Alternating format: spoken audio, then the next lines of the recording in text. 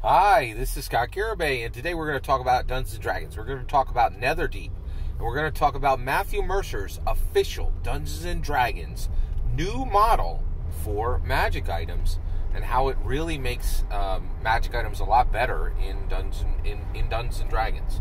Alright, so Call to Netherdeep is the latest Dungeons & Dragons classic hardback, and Matthew Mercer has really introduced this spectacular, very exciting new model for magic items inside the inside Dungeons and Dragons, and it is the 3-state magic items. So let me explain it to you. All right, so this is shown with I think this is shown with multiple, no less than like half a dozen magic items in Call to Netherdeep have this model, and it's called Dormant, Awakened.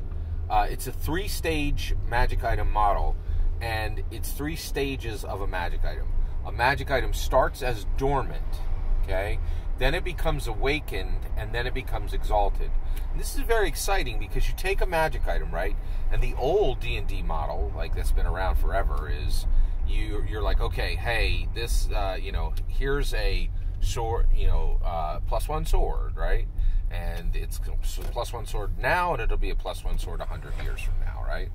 Well, what Mercer's done is he has built this Dormant, Awakened, Exalted model. So let's talk about the +1 sword, right? So that would be +1 sword Dormant, right? That is going to be the +1 sword. It gives you a +1, right? And in addition to that, it gives you a +1d4 temporary hit points after a long rest, right? Then the Awakened version of it is +1 sword, plus 1d4 temporary hit points when you wake up, and also in the awakened state, this magic item gives light, shines a blue light for a 30-foot radius whenever a goblin is within a 100-foot radius, right? Within 100 feet of anywhere of the sword, right? And then the exalted state, right, is going to be +1 sword, +1d4 temporary hit points every day. It shines as the sword glows and gives a light, becomes a light source, a blue light source for 30-foot radius whenever a goblin is within 100 feet. And finally, okay, if a goblin is less than 100 hit points, it's slain on a successful hit, no damage rolled. And if it's over a 100, and if a goblin is over 100 hit points, a successful hit reduces it to 1 hit point, okay? And if it's at 1, and if it's been reduced to 1 hit point, the next successful hit will, of course, kill it, right?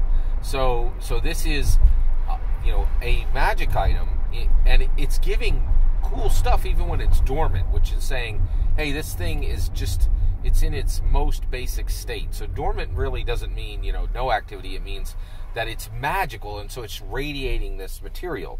Now, this is fantastic because for so many reasons, right? So one, you could start using this in Dungeons. So first of all, let's all just acknowledge Mercer's brilliance. Mercer is freaking brilliant, right?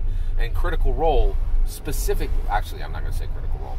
Matthew Mercer his gifts to Dungeons & Dragons are absolutely shocking, right? So one, I think he's brought in 3 to 5 million people into Dungeons & Dragons, either as viewers or players, right? And actually, I would say he's brought 3 to 5 million people into Dungeons & Dragons, and that 10 to 25% of them have become players or dungeon masters, right? That's huge. Bringing in 3 to 5 million people, and 10 to 25% of them have become players or dungeon masters. That's huge, right? And he has also massively injected value into the name recognition of Dungeons & Dragons. He's just done a month. But then, in addition to that, he has created a real Dungeons & Dragons setting, Exandria. I'm falling in love with Exandria every day when I read Call of the Netherdeep. Call of the Netherdeep. I used to say Call to Netherdeep. Call of the Netherdeep. And basically Exandria is becoming very robust, in my mind, and I love that. I love that, Call to Netherdeep is becoming a thing, right? It's just really, really nice, and I'm very excited for it, and it's really fantastic, right? So, but he's also creating real rule sets and real new play options for every Dungeon Master and for every player. And this Dormant Awakened Exalted, 3 states for a magic item. 1, you don't have to wait to use it. You can do it right now. You can say, hey, every single magic item in the Dungeon Master Guide, there was an eclipse on our world, and they've all awakened, right? Like, and so you're like, whatever magic item you get from the DMG, you're always going to get plus 1d4 to X, right? And I'll make it up on the spot as soon as you get the item, and then as soon as you get the item, I'll plan out the Exalted state for it, right? And these magic items grow with the players, right? So this is in Call to Netherdeep, but it is changing play now. It is changing play for every Dungeon Master and every player. It's spectacular, right? Like Dungeons and Dragons, like I'm playing a lot of Fortnite right now, and like in Fortnite, you walk and then you run.